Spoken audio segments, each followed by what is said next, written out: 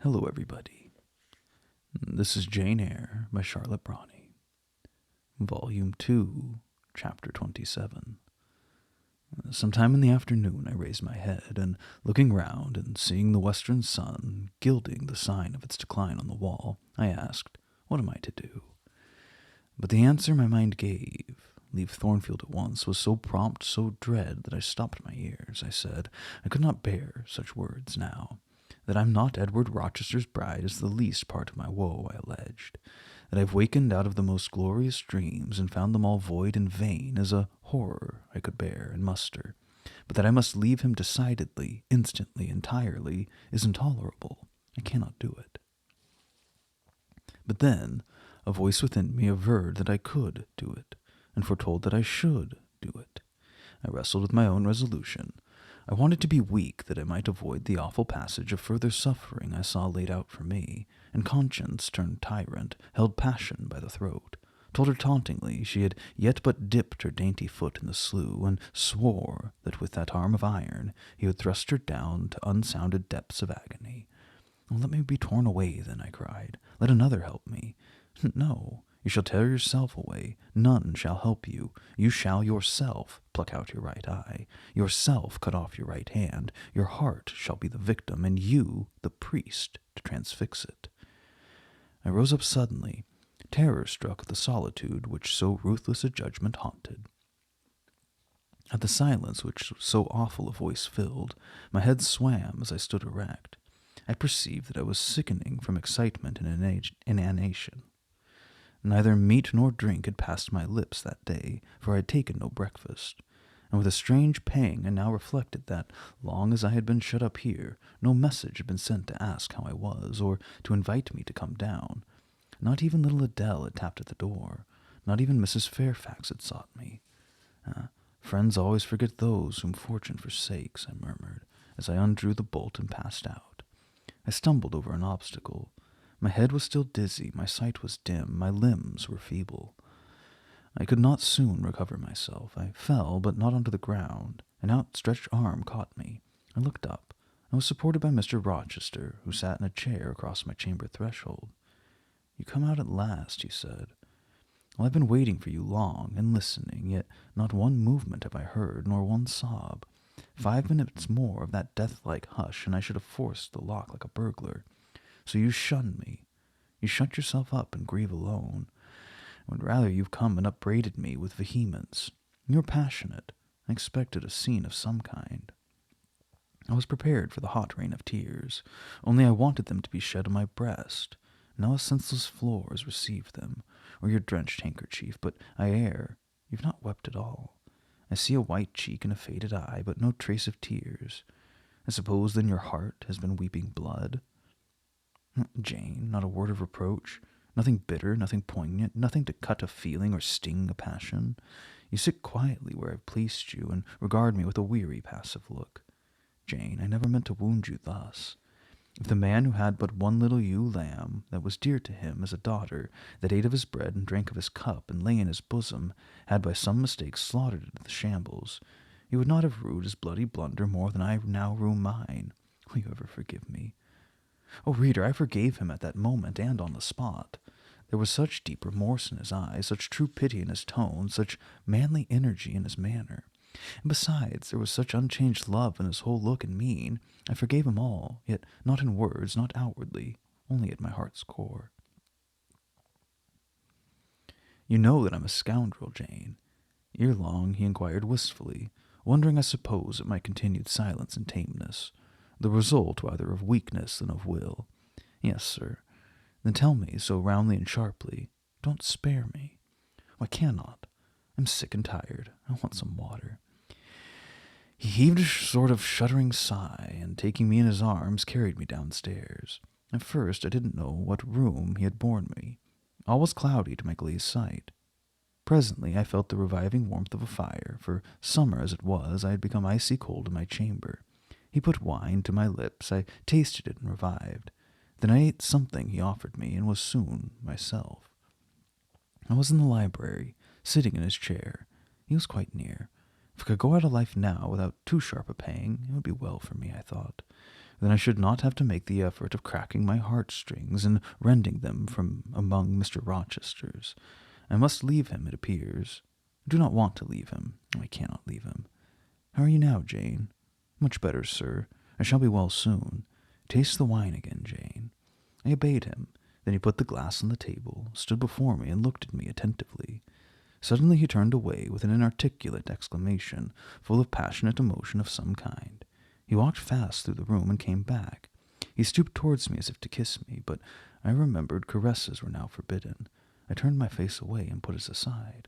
What? How is this? He exclaimed hastily. Oh, I know, you won't kiss the husband of Bertha Mason. You consider my arms filled and my embraces appropriated. At any rate, there's neither room nor claim for me, sir. Why, Jane? I'll spare you the trouble of much talking. I'll answer for you. Because I have a wife already, you would reply, I guess rightly? Yes. If you think so, you must have a strange opinion of me. You must regard me as a plotting profligate, a base and low rake who has been simulating disinterested love or order to draw you into a snare deliberately laid and strip you of honor and rob you of self-respect. What do you say to that? I see you can say nothing. In the first place, you're faint still and have enough to do to draw your breath. In the second place, you cannot yet accustom yourself to accuse and revile me, and besides, the floodgates of tears are opened, and they would rush out if you spoke much, and you have no desire to expostulate, to upbraid, to make a scene. You are thinking how to act. Talking, you consider, is of no use. I know you. I'm on my guard. Sir, I do not wish to act against you, I said, and my unsteady voice warned me to curtail my sentence. Not in your sense of the word, but in mine. You're scheming to destroy me. You have as good as said that I am a married man. As a married man, you will shun me, keep out of my way.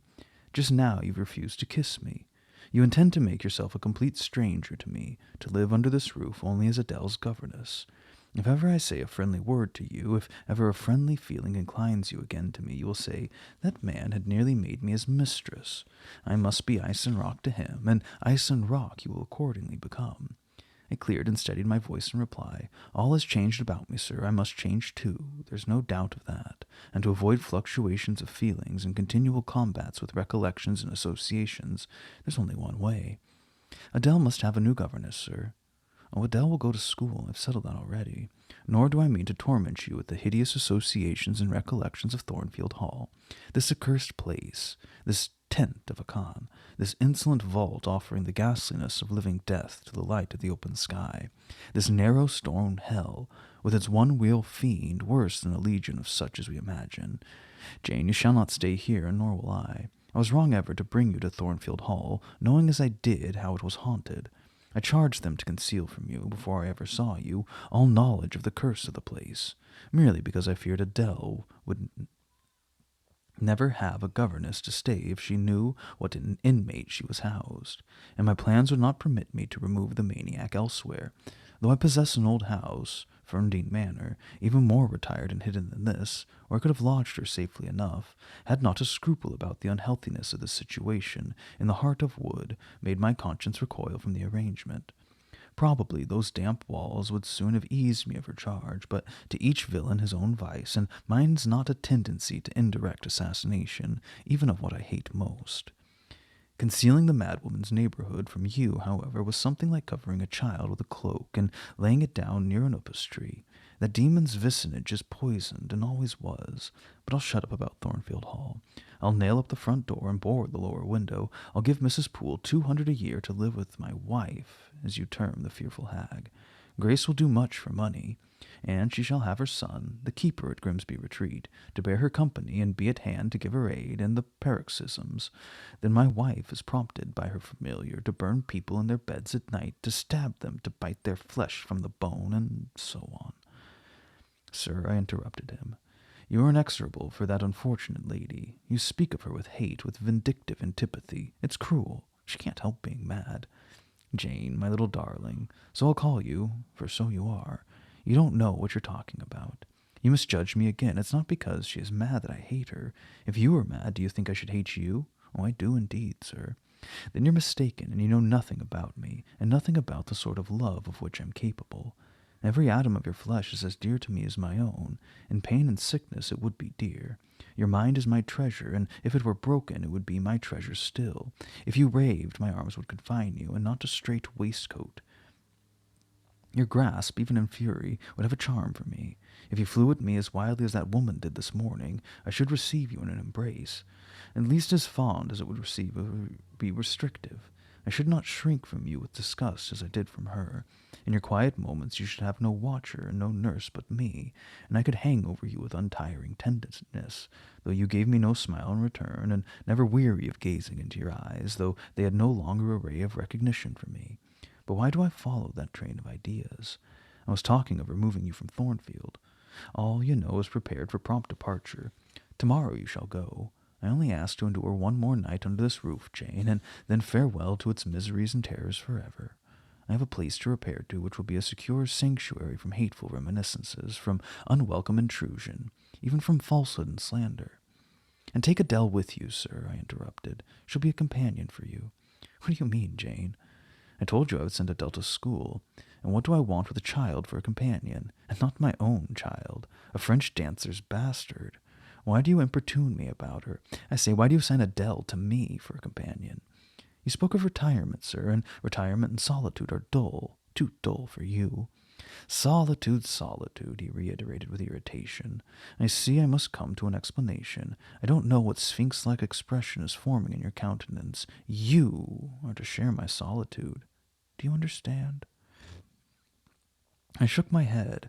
It required a degree of courage, excited as he was becoming, even to risk that mute sign of dissent. He had been walking fast about the room, and he stopped, as if suddenly rooted to one spot. He looked at me long and hard. I turned my eyes from him, fixed them on the fire, and tried to assume and maintain a quiet, collected aspect.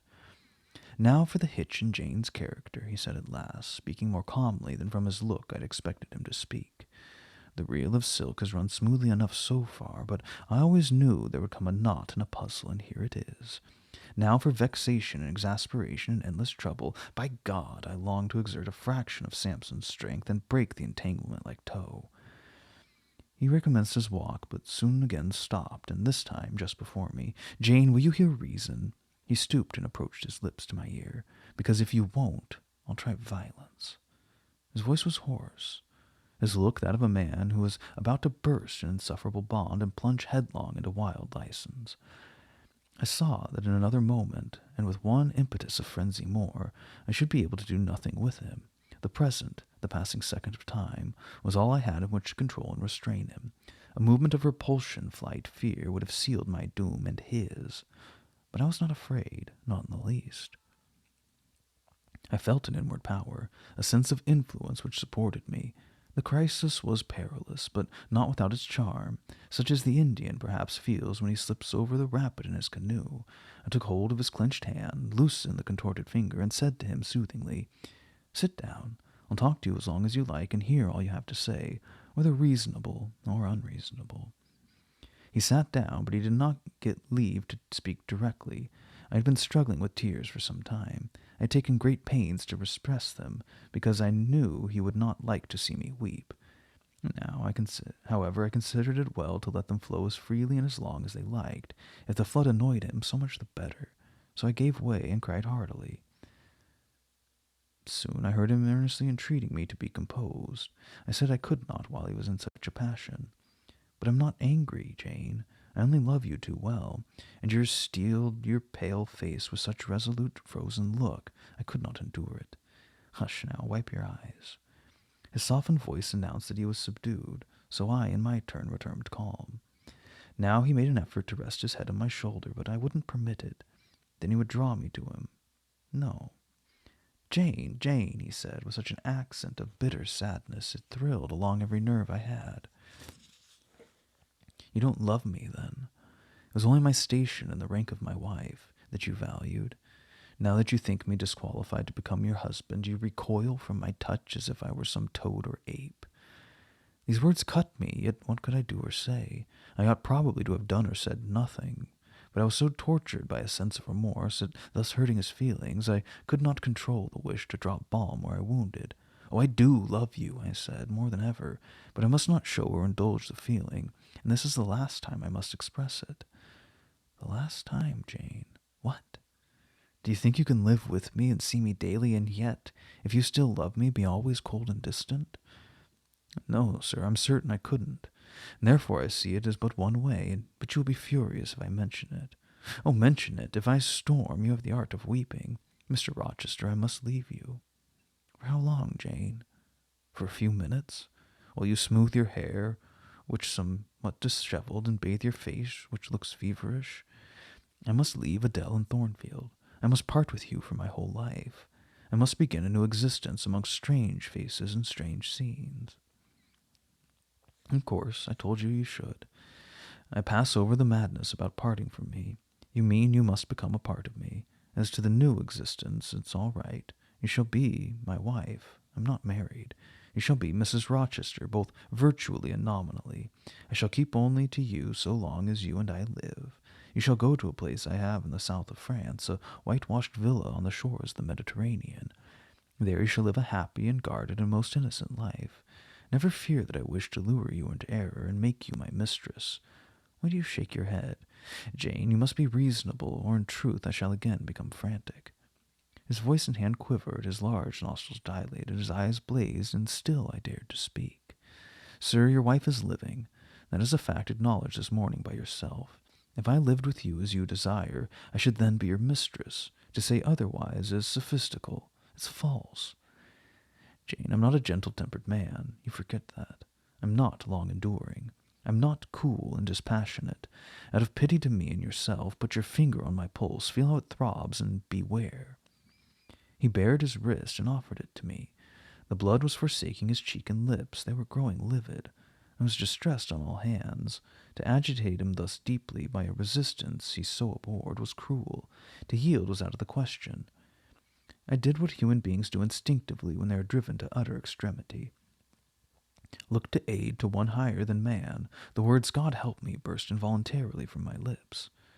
I'm a fool, cried Mr. Rochester suddenly. I keep telling her I'm not married, and do not explain to her why. I forget she knows nothing of the character of that woman, or the circumstances attending my infernal union with her. Oh, I'm certain Jane will agree with me in opinion when she knows all that I know. Just put your hand in mine, Janet, that I may have the evidence of touch as well as sight to prove you're near me, and I will, in a few words, show you the real state of the case. Can you listen to me? Yes, sir, for hours, if you will. I ask only minutes, Jane. Did you ever hear or know that I was not the eldest son of my house, but I had once a brother older than I? I remember Mrs. Fairfax told me so once. Did you ever hear that my father was an avaricious, grasping man? I've understood something to that effect. Well, Jane being so, it was his resolution to keep the property together. He could not bear the idea of dividing his estate and leaving me a fair portion. After all, he resolved should go to my brother Roland. Yet as little could be endured that a son of his should be a poor man, and must be provided for by a wealthy marriage. He sought me a partner betimes. Mr. Mason, a West India planter and merchant, was his old acquaintance. He was certain of possessions were real and vast. He made inquiries. Mr. Mason, he found, had a son and daughter, and he learned from him that he could and would give the latter a fortune of £30,000. That sufficed. When I left college, I was sent out to Jamaica to espouse a bride already courted for me. My father said nothing about her money, but he told me Miss Mason was the boast of Spanish Town for her beauty, and this was no lie. I found her a fine woman, in the style of Blanche Ingram, tall, dark, and majestic. Her family wished to secure me because I was of good race, and so did she. They showed her to my parties, splendidly dressed. I seldom saw her alone, and had very little private conversation with her. She flattered me, and lavishly displayed for my pleasure her charms and accomplishments. All the men in her circle seemed to admire and envy me. I was dazzled, stimulated. My senses were excited, and being ignorant, raw, and inexperienced, I thought I loved her. There's no folly so besotted as the idiotic rivalries of society. The prurience, the rashness, the blindness of youth will not hurry a man to its commission. Her relatives encouraged me, competitors piqued me, she allured me. A marriage was achieved almost before I knew where I was. Oh, I have no respect for myself when I think of that act. An agony of inward contempt masters me. I never loved, I never esteemed, I didn't even know her. I was not sure of the existence of one virtue in her nature. I had marked neither modesty nor benevolence, nor candor, nor refinement in her mind or manners, and I married her. Gross, groveling, mole-eyed blockhead that I was. With less sin I might have, but let me remember to whom I'm speaking. My bride's mother I'd never seen. I understood she was dead. The honeymoon over, I learned my mistake. She was only mad and shut up in a lunatic asylum. There was a younger brother, too, a complete dumb idiot. The elder one, whom you have seen, and whom I cannot hate, whilst I abhor all his kindred, because he has some grains of affection in his feeble mind, showed in the continued interest he takes in his wretched sister, and also in a dog-like attachment he once bore me, will probably be in the same state one day. My father and my brother Roland knew all this, but they thought only of the £30,000, and joined in the plot against me. These were vile discoveries, but except for the treachery of concealment, I should have made them no subject of reproach to my wife, even when I found her nature wholly alien to mine, her tastes obnoxious to me, her cast of mind common, low, narrow, and singularly incapable of being led to anything higher, expanded, or anything larger. When I found that I could not pass a single evening, nor even a single hour of the day with her comfort, that kindly conversation could not be sustained between us, because whatever topic I started immediately received from her a turn at once coarse and trite, perverse and imbecile. When I perceived that I should never have a quiet or settled household, because no servant would bear the continued outbreaks of her violent and unreasonable temper, or the vexations of her absurd, contradictory, exacting orders, even then I restrained myself. I eschewed upbraiding. I curtailed remonstrance. I tried to devour my repentance and disgust in secret. I repressed the deep antipathy I felt. And Jane, I'll not trouble you with abominable details. Some strong words shall express what I have to say. I lived with that woman upstairs 4 years, and before that time she had tried me indeed. Her character ripened and developed with frightful rapidity. Her vices sprang up fast and rank. They were so strong, only cruelty could check them, and I would not use cruelty. What a pygmy intellect she had, and what giant propensities! How fearful were the curses those propensities entailed on me! Bertha Mason, the true daughter of an infamous mother, dragged me through all the hideous and degrading agonies which must attend a man bound to a wife at once intemperate and unchaste. My brother in the interval was dead, and at the end of the 4 years my father died too. I was rich enough now, yet poor to hideous indigence. A nature the most gross, impure, depraved I ever saw was associated with mine, and I called by the law and by society a part of me. And I could not rid myself of it by any legal proceedings, for the doctors now discovered that my wife was mad. Her excesses had prematurely developed the germs of insanity. Jane, you don't like my narrative. You look almost sick. Shall I defer the rest to another day? No, sir, finish it now. I pity you. I do earnestly pity you. Pity, Jane, from some people is a noxious and insulting sort of tribute, which one is justified in hurling back in the teeth of those who offer it, but that's the sort of pity native to callous, selfish hearts. It's a hybrid, egotistical pain at hearing the woes, crossed with the ignorant contempt for those who have had to endure them. But that's not your pity, Jane. It's not the feeling of which your whole face is full of at this moment, with which your eyes are now almost overflowing, with which your heart is heaving, with which your hand is trembling in mine. Your pity, my darling, is a suffering mother of love. Its anguish is the very natural pang of the divine passion. Accept it, Jane. Let the daughter have free advent. My arms wait to receive her. Now, sir, proceed. What did you do when you found she was mad? Jane, I approached the verge of despair. A remnant of self-respect was all that intervened between me and the gulf. In the eyes of the world I was doubtless covered with grimy dishonor, but I resolved to be clean in my own sight, and to the last I repudiated the contamination of her crimes, and wrenched myself from connection with her mental defects. Still, society associated my name and person with hers. Yet I saw her and heard her daily, something of her breath mixed with the air I breathed, and besides, I remembered I had once been her husband. That recollection was then, and is now, inexpressibly odious to me. Moreover, I knew that while she lived I could never be the husband of another and better wife, and though 5 years my senior, her family and her father had lied to me even in the particular of her age. She was likely to live as long as I, being as robust in frame as she was infirm in mind. Thus, at the age of 26, I was hopeless. One night I had been awakened by her yells. Since the medical men had pronounced her mad, she was of course been shut up. It was a fiery West Indian night, one of those description that frequently precede the hurricanes of those climates. Being unable to sleep in bed, I got up and opened the window. The air was like sulphur steams. I could find no refreshment anywhere. Mosquitoes came buzzing in and hummed sullenly around the room. The sea, which I could hear from thence, rumbled dull like an earthquake. Black clouds were casting up over it. The moon was setting in the waves, broad and red like a hot cannonball. She threw her last bloody glance over a world quivering with the ferment of a tempest. I was physically influenced by the atmosphere and scene, and my eyes were filled with the curses the maniac still shrieked out, wherein she momentarily mingled my name with such a tone of demon hate, with such language. No professed harlot ever had a fouler vocabulary than she, though 2 rooms off I heard every word, the thin partition of the West India house opposing but slight obstruction to her wolfish cries. "This life," said I at last, "is hell. This is the air, those are the sounds of the bottomless pit. I have a right to deliver myself from it if I can. The sufferings of this mortal state will leave me with the heavy flesh that now cumbers my soul. Of the fanatic's burning eternity I have no fear. There's not a future state worse than the present one. Let me break away and go home to God." I said this while I knelt down and unlocked a trunk which contained a brace of loaded pistols. I meant to shoot myself. I only entertained the intention for a moment, for, not being insane, the crisis of exquisite and unalloyed despair, which had originated the wish and design of self-destruction, was past in a second. A wind fresh from Europe blew over the ocean and rushed through the open casement. The storm broke, streamed, thundered, blazed, and the air grew pure. I then framed and fixed my resolution. While I walked under the dripping orange trees in my wet garden, and amongst its drenched pomegranates and pineapples, and while the refulgent dawn of the tropics kindled round me, I reasoned thus, Jane. And now listen, for it was true wisdom that consoled me in that hour, and showed me the right path to follow.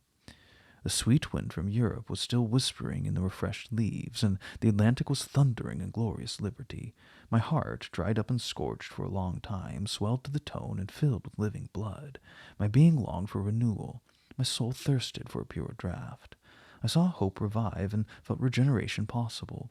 From a flowery arch at the bottom of my garden I gazed over the sea, bluer than the sky. The old world was beyond. Clear prospects opened thus. "Go," said Hope, "and live again in Europe. There it's not known what a sullied name you bear, nor what a filthy burden's bound to you.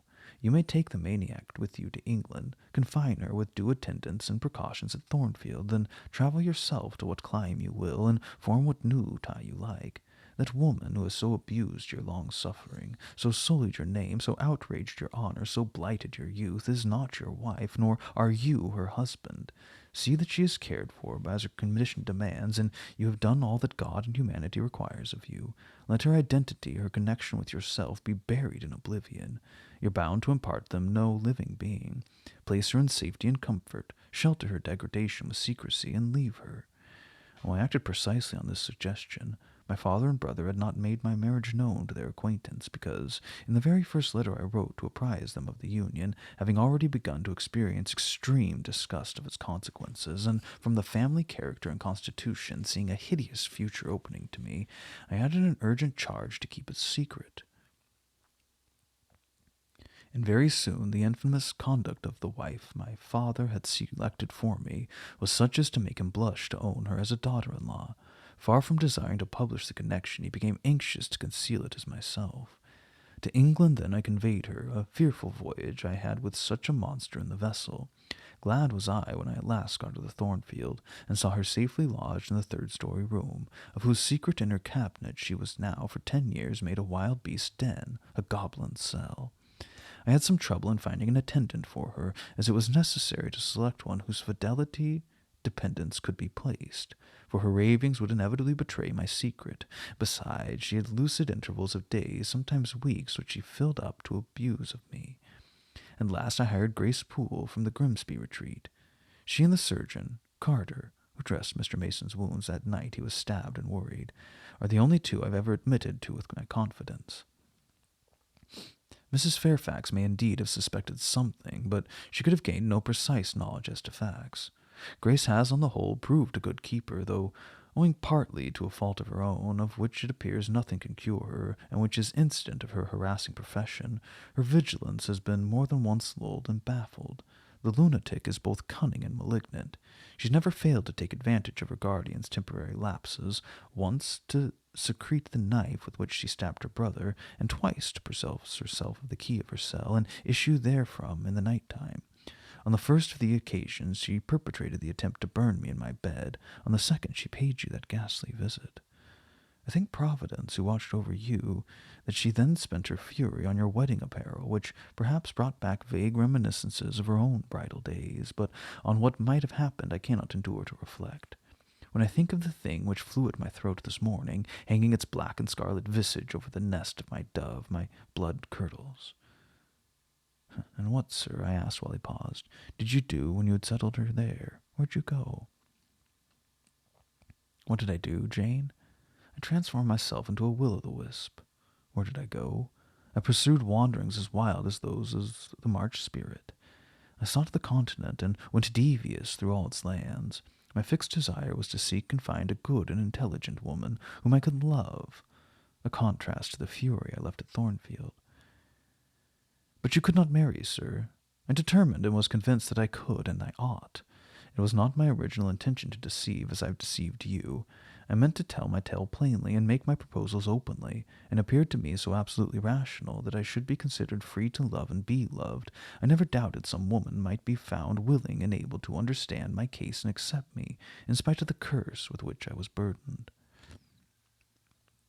Well, sir, when you're inquisitive, Jane, you always make me smile. You open your eyes like an eager bird, and every now and then a restless movement, as if answers in speech did not flow fast enough for you, and you wanted to read the tablet of one's heart. But before I go on, tell me what you mean by your word, well, sir. It's a small phrase very frequent with you, and which many a times has drawn me on and on through my interminable talk. But I don't very well know why. I mean, what next? How did you perceive? What came of such an event? Precisely. And what do you wish to know now? Whether you found anyone you liked, whether you asked her to marry you, and what she said. I can tell you whether I found anyone I liked, and whether I asked her to marry me, but what she said is yet to be recorded in the book of fate. For 10 long years I roved, living first in one capital and then another, sometimes in St. Petersburg, oftener in Paris, occasionally in Rome, Naples, and Florence. Provided with plenty of money and the passport of an old name, I could choose my own society. No circles were closed against me. I sought my ideal of a woman amongst English ladies, French countesses, Italian signoras, and German Grafinnen. I could not find her. Sometimes for a fleeting moment I thought I caught a glance, heard a tone, beheld a form, which announced the realization of my dream, but I was presently undeceived. You're not to suppose that I desired perfection, either of mind or person. I longed only for what suited me, for the antipodes of the Creole, and I longed vainly. Amongst them all I found not one whom, had I been ever so free, I, warned as I was of the risks, the horrors, the loathings of incongruous unions, would have asked to marry me. Disappointment made me reckless. I tried dissipation. Never debauchery. That I hated and hate. That was my Indian Messalina's attribute. Rooted disgust at it in her restrained me much, even in pleasure. Any enjoyment that bordered on riot seemed to approach me to her and her vices, and I eschewed it. Yet I could not live alone. So I tried the companionship of mistresses. The first I chose was Céline Varenne, another of those steps which make a man spurn himself when he recalls them. You already know what she was, and how my liaison with her terminated. She had 2 successors, an Italian, Giacinta, and a German, Clara, both considered singularly handsome. What was their beauty to me in a few weeks? Giacinta was unprincipled and violent. I tired of her in 3 months. Clara was honest and quiet, but heavy, mindless, and unimpressible, not one whit to my taste. I was glad to give her a sufficient sum to set her up in a good line of business, and so get decently rid of her. But, Jane, I see by your face you're not forming a very favorable opinion of me just now. Do you think me an unfeeling, loose-principled rake, don't you? I don't like you so well as I have done sometimes indeed, sir. Did it not seem to you in the least wrong to live in that way, first with one mistress and then another? You talk of it as a mere matter of course. It was with me, and I did not like it. It was a groveling fashion of existence. I should never like to return to it. Hiring a mistress is the next worst thing to buying a slave. Both are often, by nature, and always by position, inferior. And to live familiarly with inferiors is degrading. I now hate the recollection of the time I spent with Céline, Giacinta, and Clara.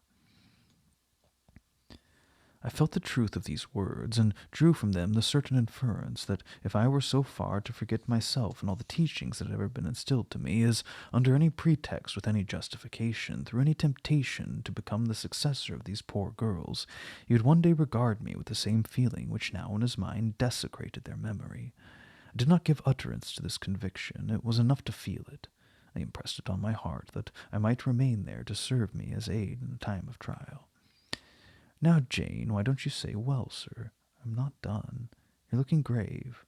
You disapprove of me still, I see. But let me come to the point. Last January, rid of all mistresses, in a harsh, bitter frame of mind, the result of a useless, roving, lonely life, corroded with disappointment, sourly disposed against all men, and especially against all womankind, for I began to regard the notion of an intellectual, faithful, loving woman as a mere dream. Recalled my business. I came back to England. On a frosty winter afternoon, I rode in the sight of Thornfield Hall, a bored spot. I expected no peace, no pleasure there.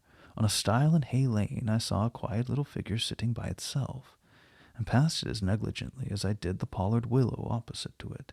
I had no presentiment of what it would be to me, no inward warning of the arbitress of my life, my genius for good or evil. I waited there in humble guise. I didn't know it even when, on the occasion of Miss Roar's accident, it came up and gravely offered me help. Childish, slender creature. It seemed as if a linnet had hopped to my foot and proposed to bear me on its tiny wings. I was surly, but the thing would not go. It stood by me with strange perseverance, and looked and spoke with a sort of authority. I must be aided, and by that hand, and aided I was. When once I pressed the frail shoulder, something new, a fresh sap and sense, stole into my frame. It was well I had learnt that this elf must return to me, that it belonged to my house down below, or I could not have felt it pass away from under my hand and seen it vanish beyond the dim hedge without singular regret. I heard you come home that night, Jane, though probably you were not aware what I thought of you, or watched for you. The next day I observed you, myself unseen, for half an hour, while you played with Adele in the gallery. It was a snowy day, I recollect, and you could not go out of doors. I was in my room. The door was ajar. I could both listen and watch. Adele claimed your outward attention for a while, yet I fancied your thoughts were elsewhere, but you're very patient with her, my little Jane. You talked to her and amused her a long time. When at last she left you, you lapsed at once into deep reverie. You betook yourself slowly to pace the gallery. Now and then, in passing a casement, you glanced out the thick-falling snow. You listened to the sobbing wind, and again you paced gently on the dreamed. I think those day visions were not dark. There was a pleasurable illumination in your eye occasionally, a soft excitement in your aspect which told of no bitter, bilious, hypochondriac brooding. Your look revealed rather the sweet musings of youth, when a spirit followed on willing wings the flight of hope, up and on to an ideal heaven. The voice of Mrs. Fairfax speaking to a servant in the hall wakened you, and how curiously you smiled to and at yourself, Janet. There was as much sense in your smile. It was very shrewd, and seemed to make light of your own abstraction. It seemed to say, my fine visions are all very well, but I must not forget they're absolutely unreal. I have a rosy sky and a green flowery Eden in my brain, but without, I'm perfectly aware, lies at my feet a rough track to travel, and around me gather black tempests to encounter. You ran downstairs and demanded of Mrs. Fairfax some occupation, the weekly house accounts to make up, or something of the sort, I think it was. I was vexed with you for getting out of my sight. Impatiently I waited for evening, when I might summon you to my presence. An unusual, to me, a perfectly new character I suspected was yours. I desired to search it deeper and know it better. You entered the room with a look and air at once shy and independent. You were quaintly dressed, much as you are now. I made you talk. Year long I found you full of strange contrasts. Your garb and manner were restricted by rule. Your air was often diffident, and altogether that of one refined by nature, but absolutely unused to society, and a good deal afraid of making herself disadvantageously conspicuous by some solecism or blunder. Yet when addressed, you lifted a keen, a daring, and a glowing eye to your interlocutor's face. There was penetration and power in each glance you gave. When plied by close questions, you found ready and round answers. Very soon you seemed to get used to me. I believed you felt the existence of sympathy between you and your grim and cross master, Jane. For it was astonishing to see how quickly a certain pleasant ease tranquilized your manner. Snarl as I would, you showed no surprise, fear, annoyance, or displeasure at my moroseness. You watched me, and now and then smiled at me with a simple yet sagacious grace I cannot describe. I was at once content and stimulated with what I saw. I liked what I had seen and wished to see more. Yet, for a long time, I treated you distantly and sought your company rarely. I was an intellectual epicure, and I wished to prolong the gratification of making this novel and piquant acquaintance. Besides, I was for a while troubled with a haunting fear that if I ever handled the flower freely, its bloom would fade, the sweet charm of freshness would leave it. I did not then know that I was no transitory blossom, but rather the radiant resemblance of one cut in an indestructible gem. Moreover, I wished to see whether you would seek me if I shunned you, but you did not. You kept in the schoolroom as still as your own desk and easel. If by chance I met you, you passed me as soon, and with as little token of recognition as was consistent with respect. Your habitual expression in those days, Jane, was a thoughtful look, not despondent, for you are not sickly, but not buoyant, for you had little hope and no actual pleasure. I wondered what you thought of me, or if you ever thought of me. To find this out, I resumed my notice of you. There was something glad in your glance and genial in your manner when you conversed. I saw you had a social heart. It was the silent schoolroom. It was the tedium of your life that made you mournful. I permitted myself the delight of being kind to you. Kindness stirred emotion soon. Your face became soft in expression, your tones gentle. I liked my name pronounced by the lips in a grateful, happy accent. I used to enjoy a chance meeting with you, Jane, at this time. There was a curious hesitation in your manner. You glanced at me with a slight trouble, a hovering doubt. You didn't know that my caprice might be, whether I was going to play the master and be stern, or the friend and be benignant. But I was now too fond of you often to simulate the first whim, and when I stretched my hand out cordially, such bloom and light and bliss rose to your young, wistful features, I had much ado often to avoid straining you then and there to my heart. "Don't talk any more of those days, sir," I interrupted, furtively dashing away some tears from my eyes.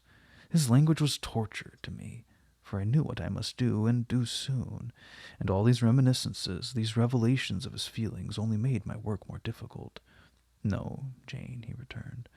"What necessity is there to dwell on the past when the present is much surer, the future so much brighter?" Oh, I shudder to hear the infatuated assertion. "You see now how the case stands, do you not?" he continued. "After a youth and manhood passed half in unutterable misery and half in dreary solitude, I have for the first time found what I can truly love. I found you. You're my sympathy, my better self, my good angel. I'm bound to you a strong attachment. I think you good, gifted, lovely, a fervent, a solemn passion is conceived in my heart. It leans to you, draws you to the center and spring of life, wraps my existence about you, and kindling in pure, powerful flame, fuses you and me in one. It was because I felt and knew this that I resolved to marry you. To tell me that I had already had a wife is empty mockery. You know now that I had but a hideous demon. I was wrong to attempt to deceive you, but I feared my stubbornness that exists in your character, a feared, early instilled prejudice. I wanted to have you safe before hazarding confidences. Oh, this was cowardly. I should have appealed to your nobleness and magnanimity at first, as I do now, opened to you plainly my life of agony, described to you my hunger and thirst after a higher and worthier existence, shown to you not my resolution, that word is weak, but my resistless bent to love faithfully and well, where I am faithfully and well loved in return. Then I should have asked you to accept my pledge of fidelity, and to give me yours. Jane, give it to me now." A pause. Why are you silent, Jane? I was experiencing an ordeal. A hand of fiery iron grasped my vitals. Terrible moment, full of struggle, blackness burning. Not a human being that ever lived could wish to be loved better than I was loved, and him who thus loved me I absolutely worshipped. I must renounce love and idol. One drear word comprised my intolerable duty. Depart. Jane, you understand what I want of you. Just this promise. I will be yours, Mr. Rochester. Mr. Rochester, I will not be yours. Another long silence. Jane, recommenced he, with a gentleness that broke me down with grief, and turned me stone cold with ominous terror, for this still voice was the pant of a lion rising. Jane, do you mean to go one way in the world, and to let me go another? I do. Jane, bending towards me and embracing me, do you mean it now? I do. And now, softly kissing my forehead and cheek, I do, extricating myself from restraint rapidly and completely. Oh, Jane, this is bitter. This is wicked. It would not be wicked to love me. It would to obey you. A wild look raised his brows, crossed his features. He rose, but he forbore yet. I laid my hand on the back of a chair for support. I shook, I feared, but I resolved. One instant, Jane. Give one glance to my horrible life when you're gone. All happiness will be torn away with you, and what is left? For a wife I have but the maniac upstairs. As well might you refer me to some corpse in yonder churchyard. What shall I do, Jane? Where turn for a companion and for some hope? Do as I do. Trust in God and yourself. Believe in heaven. Hope to meet again there. Then you'll not yield? No. Then you condemn me to live wretched and to die accursed. His voice rose. I advise you to live sinless, and I wish you to die tranquil. Then you snatch love and innocence from me. You fling me back on lust for a passion, vice for an occupation. Mr. Rochester, I no more assign this fate to you than I grasp at it for myself. We were born to strive and endure. You as well as I. Do so. You will forget me before I forget you. You make me a liar by such language. You sully my honor. I declared I could not change. You tell me to my face I shall change soon. And what a distortion in your judgment, what a perversity in your ideas is proved by your conduct. It's better to drive a fellow creature to despair than to transgress a mere human law. No man being injured by the breach, for you have neither relatives nor acquaintances whom you need fear to offend by living with me. This was true. And while he spoke, my very conscience and reason turned traitors against me and charged me with crime in resisting him. They spoke almost as loud as feeling, and that clamored wildly. Oh, comply, it said. Think of his misery. Think of his danger. Look at his state when left alone. Remember his headlong nature. Consider the recklessness following on despair. Soothe him. Save him. Love him. Tell him you love him and will be his. Who in the world cares for you? Who will be injured by what you do? Still indomitable was the reply. I care for myself. The more solitary, the more friendless, the more unsustained I am, the more I will respect myself. I keep the law given by God, sanctioned by man. I will hold to the principles received by me when I was sane and not mad as I am now. Laws and principles are not for the times when there is no temptations. They are for such moments as this, when body and soul rise in mutiny against their rigor. Stringent as they are, inviolate they shall be.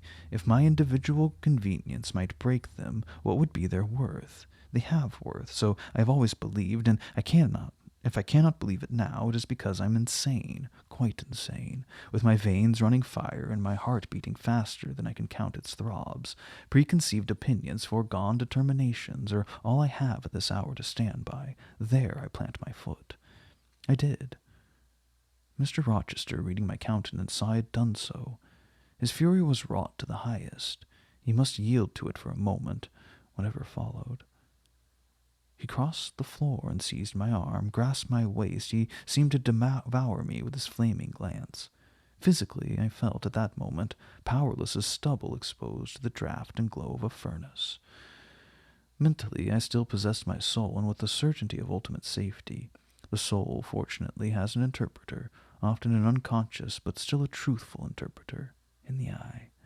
My eye rose to his, and while I looked at his fierce face, I gave an involuntary sigh. His gripe was painful, and my overtasked strength almost exhausted.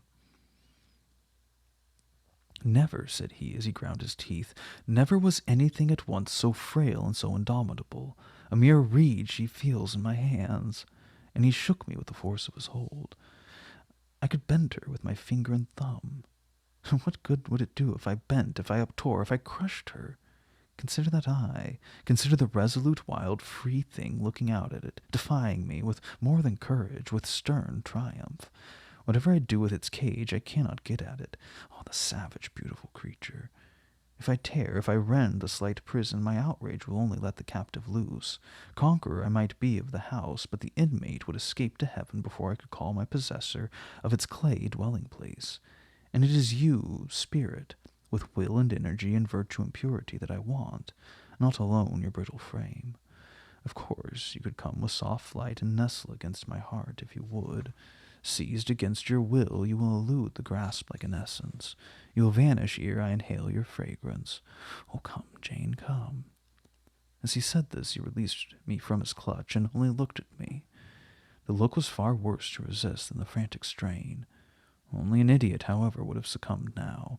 I had dared and baffled his fury. I must elude his sorrow. I retired to the door. "You're going, Jane?" "I am going, sir." "You're leaving me?" "Yes." "You'll not come? You'll not be my comforter, my rescuer? My deep love, my wild woe, my frantic prayer are nothing to you?" What unutterable pathos was in his voice! How hard it was to reiterate firmly, "I'm going." "Jane." "Mr. Rochester." "Withdraw, then. I consent, but remember, you leave me here in anguish. Go up to your own room, think over all I've said, and, Jane, cast a glance on my sufferings. Think of me." He turned away. He threw himself on his face on the sofa. "Oh, Jane, my hope, my love, my life." Broken anguish from his lips. Then came a deep, strong sob. But I already gained the door. But, reader, I walked back as determinedly as I had retreated. I knelt down by him. I turned his face from the cushion to me. I kissed his cheek. I smoothed his hair with my hand. "God bless you, my dear master," I said. "God keep you from harm and wrong, direct you, solace you, reward you well for your past kindness to me." "Little Jane's love would have been my best reward," he answered. "Without it my heart is broken, but Jane will give me her love. Yes, nobly, generously." Up the blood rushed to his face, forth flashed the fire from his eyes. Erect he sprang, he held his arms out, but I invaded the embrace, and at once quitted the room. "Farewell" was the cry of my heart. As I left him, despair added, "Oh, farewell forever." That night I never thought to sleep, but a slumber fell on me as soon as I lay down in bed. I was transported in thought to the scenes of childhood. I dreamt I lay in the Red Room at Gateshead, that the night was dark, and my mind impressed with strange fears.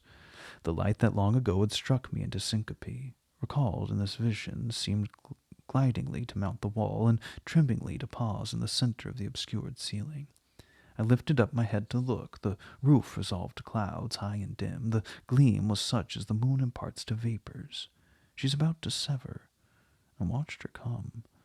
Watched with the strangest anticipation, as though some word of doom were to be written in her disk. She broke forth as never moon yet bursts from cloud.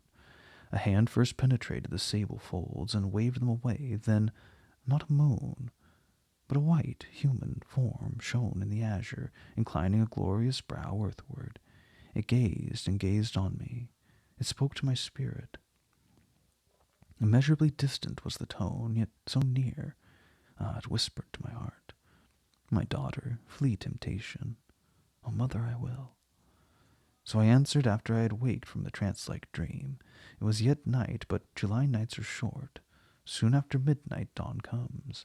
It cannot be too early to commence the task I have to fulfill, I thought. I rose. I was dressed, for I had taken off nothing but my shoes. I knew where to find my drawers, some linen, a locket, a ring. In seeking these articles, I encountered the beads of pearl necklace Mr. Rochester had forced me to accept a few days ago. Oh, I left that. It was not mine.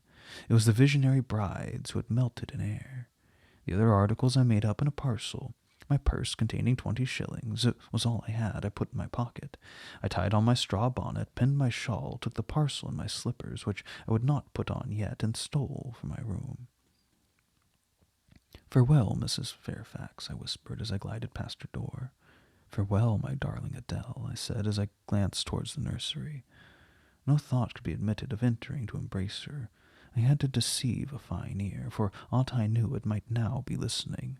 I would have got past Mr. Rochester's chamber without a pause, but my heart momentarily stopping at its beat at that threshold, my foot was forced to stop also. No sleep was there. The inmate was walking restlessly from wall to wall. Again and again he sighed while I listened. There was a heaven, a temporary heaven, in this room for me, if I chose. I had but to go in and say, "Mr. Rochester, I will love you and lie with you through life till death." And a fount of rapture would spring to my lips. Oh, I thought of this. What kind master, who could not sleep now, was waiting with impatience for day? He would send for me in the morning, and I should be gone. He would have me sought for vainly. He would feel himself forsaken, his love rejected. He would suffer, perhaps grow desperate. I thought of this too. My hand moved towards the lock. I caught it back and glided on. Drearily, I wound my way downstairs. I knew what I had to do, and I did it mechanically. I sought the key of the side door in the kitchen. I sought, too, a phial of oil and feather. I oiled the key and lock, and got some water. I got some bread, for perhaps I should have to walk far, and my strength, sorely shaken of late, must not break down. All this I did without one sound. I opened the door, passed out, shut it softly. Dim dawn glimmered in the yard. The great gates were closed and locked, but a wicket in one of them was only latched.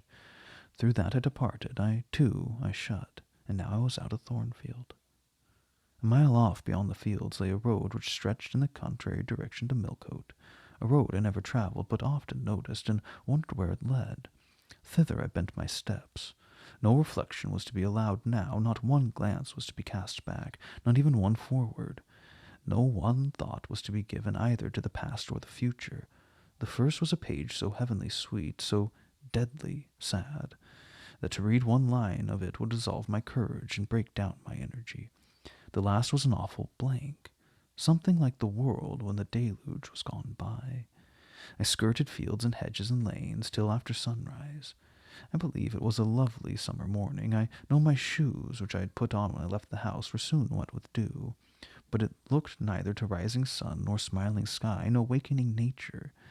He who is taken out to pass through a fair scene to the scaffold thinks not of the flowers that smile on his road, but of the block and axe edge, of the disseverment of bone and vein, of the grave gaping at the end. I thought of drear flight and homeless wandering, and, with agony I thought of where I left. I couldn't help it. I thought of him now in his room, watching the sunrise, hoping I should soon come to say I would stay with him and be his. Oh, I longed to be his. I panted to return. It was not too late. I could yet spare him the bitter pang of bereavement. As yet my flight, I was sure, was undiscovered. I could go back and be his comforter, his pride, his redeemer from misery, perhaps from ruin. Oh, that fear of his self-abandonment, far worse than my abandonment, how it goaded me. There was a barbed arrow in my breast. It tore me when I tried to extract it. It sickened me when remembrance thrust it further in. Birds began singing in brake and copse. Birds were faithful to their mates. Birds are emblems of love. What was I? In the midst of pain of heart and frantic effort of principle, I abhorred myself. I had no solace from self-approbation, none even from self-respect. I had injured, wounded, left my master. I was hateful in my own eyes. Still I could not turn nor retrace one step. God must have led me on. As to my own will or conscience, impassioned grief had trampled one and stifled the other. I was weeping wildly as I walked along my solitary way. Fast, fast I went like one delirious. A weakness, beginning inwardly, extending to the limbs, seized me, and I fell. I lay on the ground some minutes, pressing my face on the wet turf. I had some fear, or hope, that here I should die. But I was soon up, crawling forwards on my hands and feet, and then again raised to my feet, as eager and as determined as ever to reach the road. When I got there, I was forced to sit to rest me under the hedge, and while I sat I heard wheels and saw a coach come on. I stood up and lifted my hand. It stopped. I asked where it was going. The driver named a place a long way off, where I was sure Mr. Rochester had no connections. I asked for what sum he would take me there. He said 30 shillings. I answered I had 20. Well, he tried to make it do. He further gave me leave to get into the inside, and the vehicle was empty. I entered, was shut in, and it rolled away. Gentle reader, may you never feel what I then felt. May your eyes never shed such stormy, scalding, heart-wrung tears as poured from mine. May you never appeal to heaven in prayers so hopeless and so agonized as in that hour left my lips. For never may you, like me, dread to be the instrument of evil to what you wholly love.